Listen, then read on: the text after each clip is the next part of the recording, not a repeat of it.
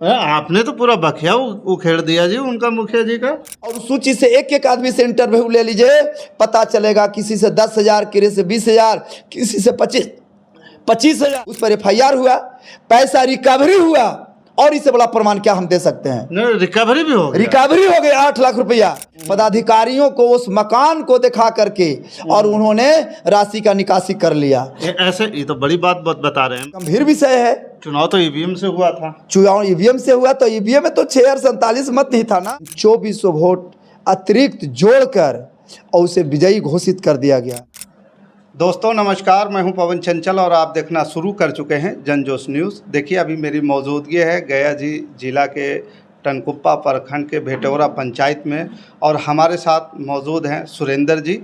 ये मुखिया भी जो है चुनाव जो उपचुनाव चल रहा है भेटौरा पंचायत में, उनके जो है उम्मीदवारी पेश कर रखे हैं, दावेदारी कर चुके हैं और नामांकन भी हो चुका है, चुनाव चिन्ह भी आ चुका है। और यहाँ इस पंचायत में सियासी माहौल पूरा गर्म हो चुका है। सुरेंद्र जी से जानने का प्रयास करेंगे कि सुरेंद्र जी, सबसे पहले तो आपका स्वागत है, और दूसरा सवाल ये है कि आपका जो है इस 5 साल में जो चुनाव होता है, बीच में उपचुनाव कैसे हुआ? सबसे पहले आपका चैनल को धन्यवाद, जो आप इस चुनाव को कवरेज करने के लिए आए हैं।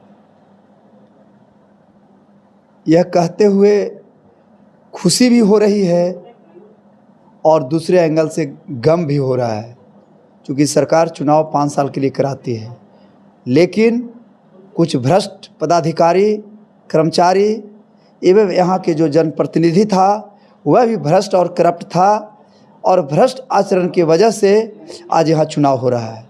चूँकि भ्रष्टाचार में लिप्त होकर मैं चुनाव जीत गया था, मुझे 2212 वोट प्राप्त हुआ था, और अगला पार्टी को, अगला जो मेरा प्रतिद्वंदी था उसको मात्र 2200 वोट मिला था, लेकिन 2400 वोट अतिरिक्त जोड़कर और उसे विजयी घोषित कर दिया गया।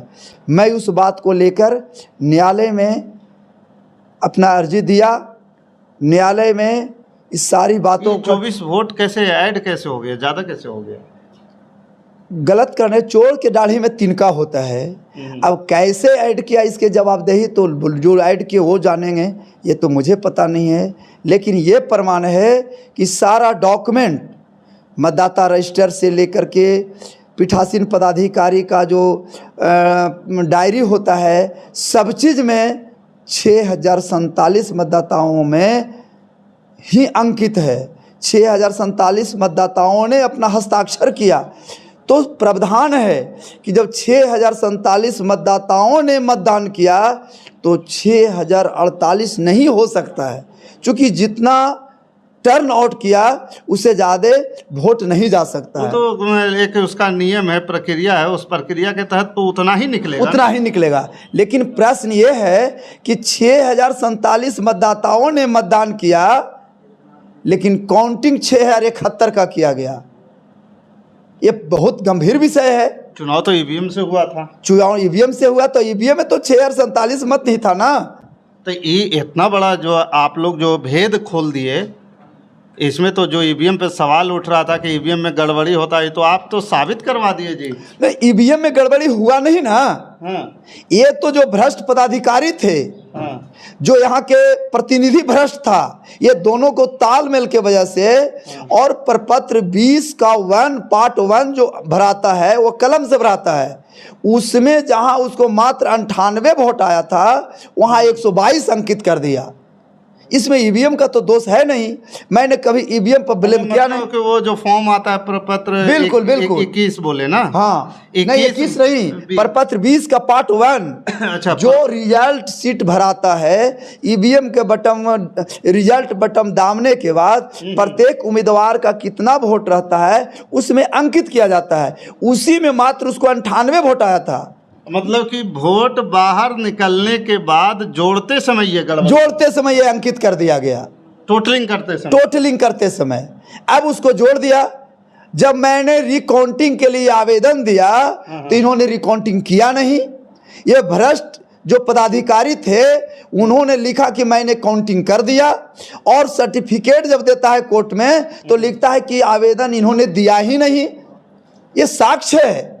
तो एक पदाधिकारी कहते हैं कि 24 वोट अतिरिक्त जो जोड़ा गया है इसका मेरे पास कोई साक्ष्य नहीं है। उन्होंने कोर्ट में जाकर अपना मौखिक बयान दिया है, इससे बड़ा और साक्ष्य क्या हो सकता है गलत का प्रमाण? अगर गड़बड़ी तो किसी एक आदमी के संभव है या कोई पूरे? भाई जब एक पदाधिकारी मिल जाएंगे तो उसके जो अधीनस्थ कर्मचारी है उसके अधीन काम करते हैं ना, जिसका मानसिकता गलत हो जाएगा तो वो तो कहेगा कि भाई ठीक है इस काम को करना है। हाँ भाई, सरदार अगर मिल गया बिल्कुल तो बिल्कुल नीचे वाले ऑटोमेटिक करेंगे। और अगर नहीं किया तो प्रावधान है चुनाव आयोग का कि अगर ईवीएम का और मत डाले गए मतों में अगर विभिन्नता है, अगर डिफरेंस है तो आपको चुनाव आयोग से परमिशन लेना चाहिए था, रिजल्ट शीट को रोकना चाहिए था, लेकिन उन्होंने ऐसा नहीं किया।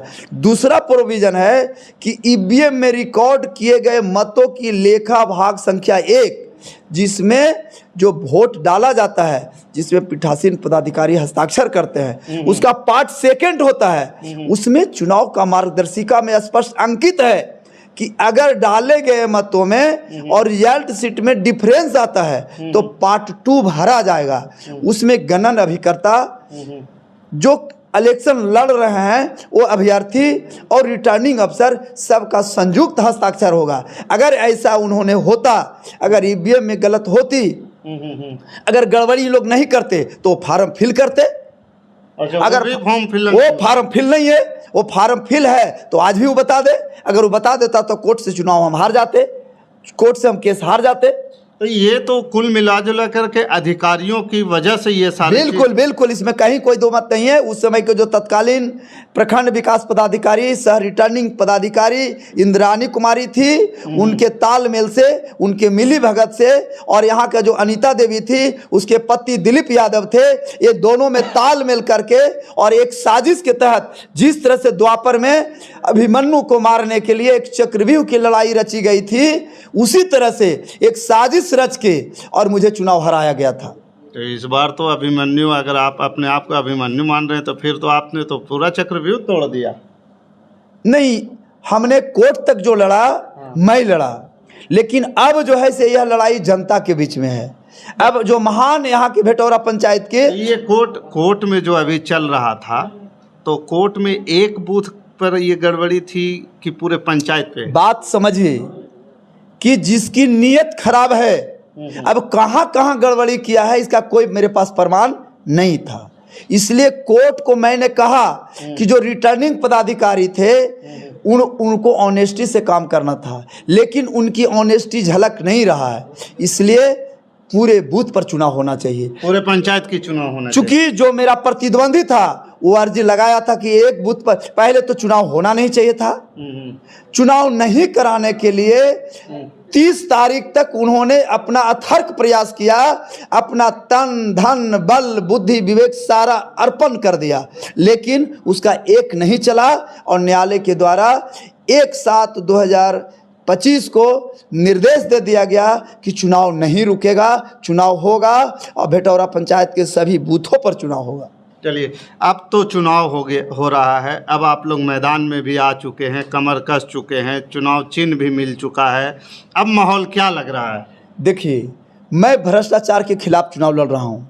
सिर्फ उतना ही गड़बड़ी उसके द्वारा नहीं किया गया है, उन्होंने जो भ्रष्ट आचरण अपना करके और रिजल्ट अपने पक्ष में जो कराया, उसमें जो पैसा इन्वेस्ट किया, उस पैसा को वसूली करने के उद्देश्य से भेटौरा पंचायत में आम जनता के विकास के लिए जो राशि आती थी उसका भी उन्होंने दुरुपयोग किया, उसका भी उन्होंने गमन किया। उसका ज्वलंत एग्जाम्पल है कि भेटौरा पंचायत में एक समुदाय भवन के नाम पे 8 लाख रुपया की निकासी की गई और उसका एक ईंटा का निर्माण नहीं किया गया। उसका एक निजी मकान बना हुआ है, पदाधिकारियों को उस मकान को दिखा करके और उन्होंने राशि का निकासी कर लिया। ऐसे ये तो बड़ी बात बता रहे हैं, मतलब कि जब एक योजना चलता है तो उसमें कई पदाधिकारी उस पर काम करते हैं, जियो टैगिंग होती है, सर्वे होती है, उसका जो है प्रॉपर एक प्लानिंग होता है, इंजीनियर आते हैं, नापते हैं, जोखते हैं, तो ये सारा चीज़ बीच से गायब कैसे हो गया जी?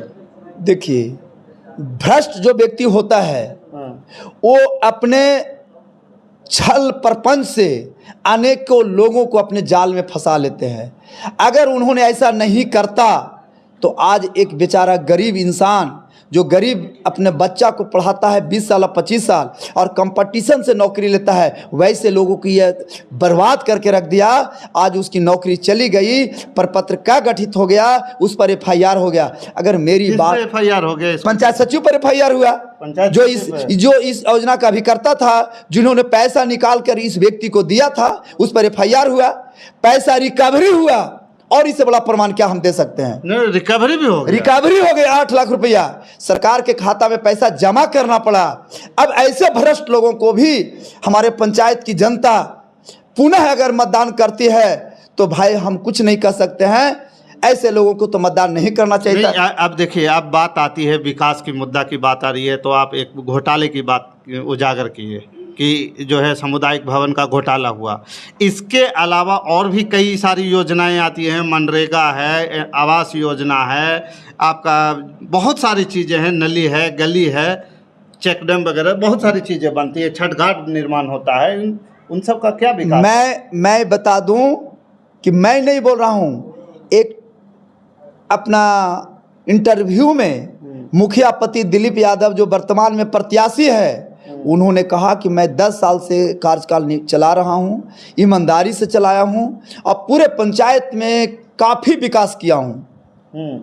उन्होंने ये भी कहा कि मैं इंदिरा आवास में 1 रुपया नहीं लिया हूं। आप पूरे पंचायत में घूर के और एक एक इंदिरा आवास का मैं सूची उपलब्ध कराऊंगा और उस सूची से एक एक आदमी से इंटरव्यू ले लीजिए, पता चलेगा किसी से 10,000, किसी से 20,000, किसी से 25,000 तक राशि की उगाही की गई है। और जो व्यक्ति पैसा नहीं दिया है उसका दूसरा किस्त आज तक उसको चढ़ने तक नहीं दिया है। इतना भ्रष्ट आचरण का अपनाया गया है। उतना ही नहीं, 2017 से 19 के बीच में इंदिरा आवास का सर्वे हुआ था। माननीय प्रधानमंत्री माननीय नीतीश कुमार मुख्यमंत्री जी के नेतृत्व में उसे भेटौरा पंचायत में मात्र 503 लाभुकों का सर्वे किया गया। इसके द्वारा कहा गया कि भेटौरा पंचायत में गरीबों की संख्या मात्र 503 है। लेकिन आज जब सर्वे पुनः होता है तो 2500 सर्वे होता है। वह 2500 सर्वे कराने में मेरा अहम भूमिका रहा। मैंने इसके लिए संघर्ष लगातार किया, तब आज गरीबों का आज सर्वे हुआ है। इसके पहले टोटल इसके मनचाहा लोगों का, इसके आगे पीछे चलने वाले लोगों का, इसका जो चमचा दलाल था उन लोगों का सर्वे किया गया। कि अपने इर्द गिर्द के लोगों का सर्वे किया है। आप सूची के माध्यम से इंटरव्यू ले लीजिए, सूची के माध्यम से जो इंदिरा आवास बनाया उसका फोटो ले लीजिए, इंदिरा आवास के साथ साथ जो समुदाय भवन जिस पर पैसा निकाला है उसका जाकर के फोटो ले लीजिए, उससे इंटरव्यू ले लीजिए, उससे जाके पूछिए कि आप ईमानदारी की बात किए हैं तो आपके द्वारा समुदाय भवन की राशि निकासी किस परिस्थिति में की गई। मनरेगा में एक 2200 फीट लगभग स्कूल की 4 दीवारी की गई है, उसमें भी घोटाला किया गया है, जिसका मैं आपत्ति अभी तक नहीं किया हूं। उसमें घोटाला है क्लियर चूंकि 2200 फीट पास है, उसमें 10 फीट गड्ढा करना था, 3 फीट मात्र किया है।